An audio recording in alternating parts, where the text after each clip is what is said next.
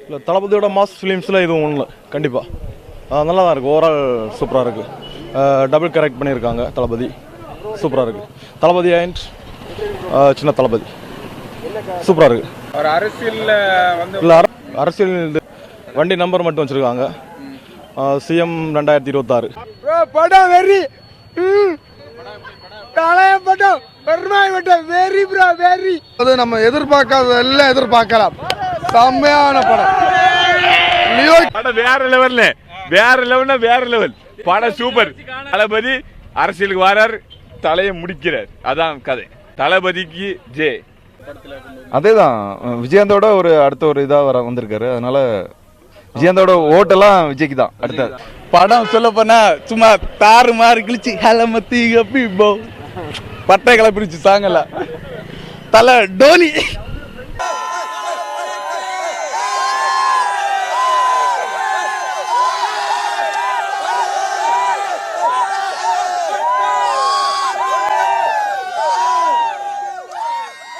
எல்லாருக்கும் வணக்கம்ண்ணா. என் பேர் சதீஷ்குமார். சைதை பகுதி கிழக்கு பகுதி செயலாளராக இருக்கேன்.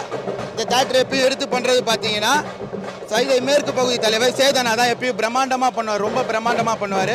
இந்த வாட்டி அரசியல் ஈடுபாடுகள் அரசியல் கட்சி ஆனதுனால கொஞ்சம் எல்லாருக்கும் வழி விடணும். அவங்க வந்து 22 வருஷமாக பண்ணிகிட்டு இருக்காரு சேதனா. இங்கே 10-12 வருஷமாக அந்த தேட்டரை ஒரு பிரம்மாண்டமாக காமிக்கிறது உங்களுக்கு தெரியும். காசி தேட்டர்னாலே சேதனாடான்றது உங்களுக்கு எல்லாருக்கும் தெரியும். சரி, இந்த வாட்டி அரசியல் ஈடுபாடுகள் இருக்கனால புதுசாக வந்து அவங்களுக்கு வழி விடலாம் அப்படின்றதுக்காண்டி அவங்களுக்கு வழி விட்டுருக்காரு. எங்கள் 2 பேரும் கல்யாணம் ஆகி பார்த்தீங்கன்னா 1 வாரம் தான் ஆகுது. படம் எந்த படம் ரிலீஸ் ஆனாலும் பரவாயில்ல, தளபதி படம் பார்த்தே ஆகணுன்ட்டு எல்லா படத்துக்கும் வெயிட் பண்ணி கரெக்டாக ஃபர்ஸ்ட் ஷோ வரோம். இந்த அவர் கிழக்கு பகுதி செயலாளர் EJJ ராமன்ட்டு, நானும் அவர் கிழக்கு பகுதி தலைவர், நான் கிழக்கு பகுதி செயலாளர். நாங்கள் ராஜ தேட்டரில் பண்ணுவோம் எப்பயும். இந்த வாட்டி அந்த தேட்டர் ரினோவேஷன் இருக்கனால சேதானாவோட சப்போர்ட்டோட இங்கே காசி தேட்டரில் பண்ணியிருக்கோம். எல்லாருக்குமே வழி விட்டு சிறப்பாக பண்ணது ஒரு சேதனா தான். எந்த பிரச்சனைகளும் வரக்கூடாது.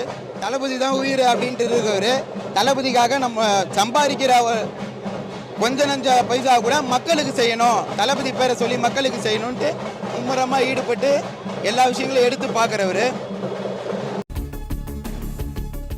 தமிழ்நாட்டில் தொழிற்சாலை தொடங்க டிரில்லியன் நிறுவனத்துடன் தமிழ்நாடு அரசு ஒப்பந்தமிட்டிருக்கிறது.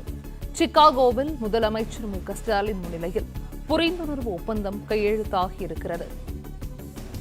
தமிழ்நாட்டில் தொழிற்சாலை தொடங்க டிரில்லியன் நிறுவனத்துடன் தமிழ்நாடு அரசு ஒப்பந்தமிட்டிருக்கிறது. சிகாகோவில் முதலமைச்சர் மு க ஸ்டாலின் முன்னிலையில் புரிந்துணர்வு ஒப்பந்தமானது தற்போது கையெழுத்தாகியிருக்கிறது. முதலமைச்சர் மு க ஸ்டாலின் முதலீடுகளை ஈட்டுவதற்காக பயணம் மேற்கொண்டிருக்கின்றார். அமெரிக்காவில் பல்வேறு நிறுவனங்களுடன் தற்பொழுது அந்த உடன்பாடு எட்டப்பட்டு வருகின்றன. அதன்படி முதன்மை நிறுவனங்களாக இருக்கக்கூடிய பல நிறுவனங்கள் தமிழக அரசுடன் இந்த புரிந்துணர்வு ஒப்பந்தங்களை கையெழுத்திட்டு வருகின்றார்கள். இதன் மூலமாக தமிழகத்திற்கான முதலீடுகள் அதிக அளவில் ஈர்க்கப்படும் என்று தெரிவிக்கப்பட்டிருக்கக்கூடிய சூழ்நிலையில் தற்போது சிகாகோ நகரில் பயணம் மேற்கொண்டிருக்கக்கூடிய முதலமைச்சர் மு க ஸ்டாலின் டிரில்லியன்ட் என்கின்ற நிறுவனத்துடன் ஒப்பந்தம் மேற்கொண்டிருக்கின்றார். இந்த புரிந்துணர்வு ஒப்பந்தத்தின் மூலமாக தமிழகத்திற்கு ஏராளமான வேலை வாய்ப்பு உருவாகும் என்ற தகவலையும் முதலமைச்சர் மு க ஸ்டாலின் தன்னுடைய சமூக வலைதள பக்கத்தில் பதிவு செய்திருக்கின்றார். இதன் மூலமாக தமிழகத்தில் இந்த தொழிற்சாலைகள் அமைய இருக்கின்றன என்ற விவரமும் தெரிவிக்கப்பட்டிருக்கின்றது. இந்த நிறுவனம் ஏற்கனவே காலணி உற்பத்தி மற்றும் வடிவமைப்பு உள்ளிட்ட துறைகளில் அவர்கள் இந்த பேச்சுவார்த்தைகள் தற்போதும் நடைபெற்று வரக்கூடிய சூழ்நிலையில் இந்த நிறுவனத்தின் மூலமாக தமிழகத்தில் வேலை வாய்ப்பை அதிகரிப்பதற்கான புரிந்துணர்வு ஒப்பந்தம் சிகாகோ நகரில் கையெழுத்தாகி இருக்கின்றது. தமிழ்நாட்டில் தொழிற்சாலை தொடங்குவதற்கு டிரில்லியன் நிறுவனம் தற்போது முன்வந்திருப்பதாக முதலமைச்சர் மு க ஸ்டாலின் தன்னுடைய சமூக வலைதள பக்கத்தின் மூலமாக தகவல் தெரிவித்திருக்கின்றார். அது மட்டுமல்லாமல் ஓப்டோம் என்கின்ற நிறுவனம் ஏற்கனவே 5000 நபர்களுக்கு வேலை வாய்ப்பை வழங்கி வரக்கூடிய சூழ்நிலையில் அந்த நிறுவனத்தினுடைய தொழிற்சாலைகளை தமிழகத்தில் விரிவுபடுத்துவதற்கான பேச்சுவார்த்தையும் நடைபெற்று வருவதாக முதலமைச்சர் தெரிவித்திருக்கின்றார். அந்த ஓப்டோம் நிறுவனத்தின் மூலமாக திருச்சி மற்றும் மதுரையில் புதிய கிளைகளை தொடங்குவதற்கும் முதலமைச்சர் தற்பொழுது இந்த பேச்சுவார்த்தையில் உடன்பாடு எட்டப்பட்டுள்ளதாக தெரிவித்திருக்கின்றார்கள். 5000 நபர்கள் ஏற்கனவே வேலை பெற்று வரக்கூடிய சூழ்நிலையில் திருச்சி மற்றும் மதுரை என்பதன் மூலமாக தென் மாவட்டங்களுக்கும் வேலை வாய்ப்பை உருவாக்கக்கூடிய வகையில் அந்த நடவடிக்கை எடுக்கப்படும் என்று முதலமைச்சர் தன்னுடைய சமூக வலைதள பக்கத்தில் தெரிவித்திருக்கின்றார். அது மட்டுமல்லாமல் ஏற்கனவே குறிப்பிட்டவாறு காலனி உற்பத்தியில் முன்னணியில் இருக்கக்கூடிய நிறுவனங்கள் தமிழகத்தில் தொழில் முதலீட்டை மேற்கொள்ளக்கூடிய வகையிலும் தற்போது இந்த ஒப்பந்தங்கள் கையெழுத்தாகி இருக்கின்றன. 2000 கோடி ரூபாய் அளவிற்கான தொழில் முதலீட்டை ஈர்க்கக்கூடிய வகையில் ட்ரில்லியன்ட் என்கின்ற முன்னணி நிறுவனத்துடனும் முதலமைச்சர் ஒப்பந்தம் மேற்கொண்டிருக்கின்றார். திரையரங்கில் விஜயின் த கோட் படம் பார்க்க வந்த ரசிகர் ஒருவர் விஜய் அரசியலில் ஜெயிப்பார் என்று தலைகீழாக நின்று வணக்கம் வைத்து பரபரப்பை கிளப்பினார்.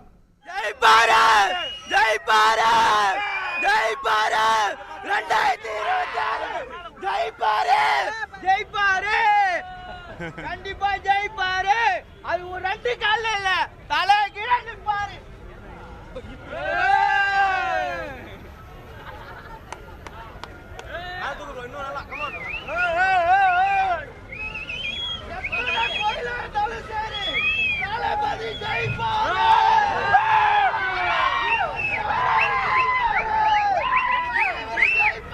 மூதாட்டி ஒருவர் மேளதாளங்களுக்கு உற்சாகமாக நடனமாடியது அனைவரையும் கவர்ந்தது.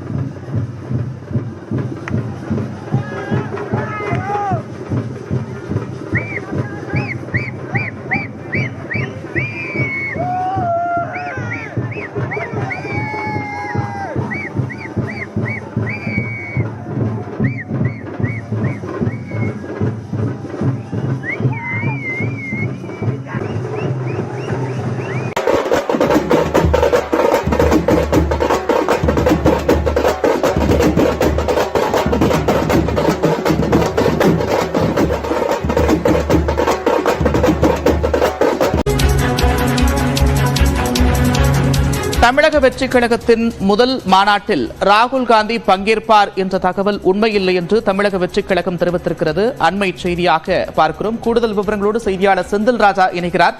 செந்தில் ராஜா, விவரங்கள். நந்தா, தமிழக வெற்றி கழகத்துடைய முதல் மாநாடு என்பது வரும் 23ஆம் தேதி நடைபெற இருக்கிறது. அதற்கான முதற்கட்ட பணிகள் நடைபெற்று வருகின்றன. எந்தெந்த விஐபி வருகிறார்கள், எந்தெந்த தலைவர்கள் வருகிறார்கள் என்று எழுப்பப்பட்டிருப்பதாக கூறப்பட்டது. இந்த நிலையில்தான் சில தகவல்கள் பரவி வந்தன. குறிப்பாக மற்ற மாநில முதல்வர்கள் வர இருக்கிறார்கள், சில தலைவர்கள் வர இருக்கிறார்கள், அரசியல் தலைவர்கள் வர இருக்கிறார்கள் என்றெல்லாம் தகவல்கள் பரவி வந்தன.